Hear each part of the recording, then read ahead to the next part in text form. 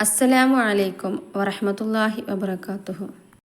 ജീവിതത്തിൽ നാം ശ്രദ്ധിക്കാതെ പോകുന്ന ചില കാര്യങ്ങൾ കൊണ്ട് നമുക്ക് ദാരിദ്ര്യം ഉണ്ടാകാം. അത്തരം കാര്യങ്ങൾ സംഭവിക്കാതെ ശ്രദ്ധിക്കുക. ഒന്നാമത്തേത്, കൂടുതൽ ഉറങ്ങുക. അമിതമായി ഉറങ്ങുന്നത് ശരീരത്തിന് ദോഷമാണ്, അതുപോലെ അത് ദാരിദ്ര്യം ഉണ്ടാക്കുന്നതാണ്. രാത്രി സമയങ്ങളിൽ അടുക്കള ക്ലീൻ ചെയ്യാതെ കിടന്നുറങ്ങുക. ഇതും ദാരിദ്ര്യം ഉണ്ടാക്കുന്നു. അതുകൊണ്ട് തന്നെ രാത്രി ഭക്ഷണശേഷം പാത്രങ്ങൾ കഴുകുകയും അടുക്കള ക്ലീൻ ചെയ്തിടുകയും ചെയ്യുക. രാവിലെ എണീറ്റ് വരുമ്പോൾ അടുക്കള വൃത്തിയായി കിടക്കുന്നത് തന്നെ നമുക്കൊരു ഉന്മേഷവും ജോലികൾ ചെയ്യാൻ താല്പര്യവും തോന്നിക്കും. അടുത്തത്, ശരീരത്തിൽ വെച്ച് വസ്ത്രം തുന്നുക. ബട്ടൺസ് പോലത്തവ ശരീരത്തിൽ വെച്ച് തുന്നുന്നത്, ഇട്ട ഡ്രസ്സിലെ കീറിയ ഭാഗം തുന്നുന്നതും ദാരിദ്ര്യം ഉണ്ടാക്കാൻ ഇടയാക്കുന്നു. അതുപോലെ പുരുഷന്മാർ തലപ്പാവ്, തൊപ്പി തുടങ്ങിയവ ധരിക്കുമ്പോൾ ഇരുന്നു കൊണ്ട് ധരിക്കാതിരിക്കുക. നിന്നുകൊണ്ട് വേണം ധരിക്കാൻ. ഇരുന്നു കൊണ്ട് ധരിക്കുന്നത് ദാരിദ്ര്യം ഉണ്ടാക്കാൻ കാരണമാകുന്നു.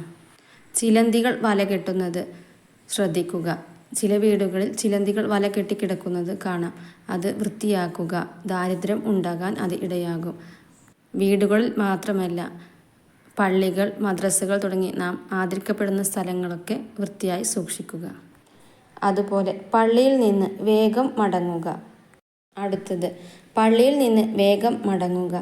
ചില ആളുകൾ കാണാം, ബാങ്ക് കൊടുത്ത് നിസ്കാരം തുടങ്ങുന്ന സമയം കണക്കാക്കി എത്തുകയും നിസ്കാരം കഴിഞ്ഞ ഉടനെ തന്നെ മടങ്ങുകയും ചെയ്യുന്നത്. അവർക്ക് മറ്റൊരു പ്രയാസം, തടസ്സങ്ങളൊന്നുമില്ലെങ്കിൽ പള്ളിയിൽ അല്പം നേരത്തെ എത്തുകയും സുന്നത്ത് നിസ്കരിക്കുക തുടങ്ങി നിസ്കാര ശേഷമുള്ള ദുആകളിലൊക്കെ പങ്കെടുക്കുകയും ചെയ്യുക. അത് ദാരിദ്ര്യം ഉണ്ടാക്കുന്ന കാര്യമാണ്, പള്ളിയിൽ നിന്ന് വേഗം മടങ്ങുന്നത്. അടുത്തത്, മാതാപിതാക്കളെ പേര് വിളിക്കുക. മാതാപിതാക്കളെ പേര് വിളിക്കുന്നത് ദാരിദ്ര്യം വരുത്തുന്ന കാര്യമാണ്, ശ്രദ്ധിക്കുക.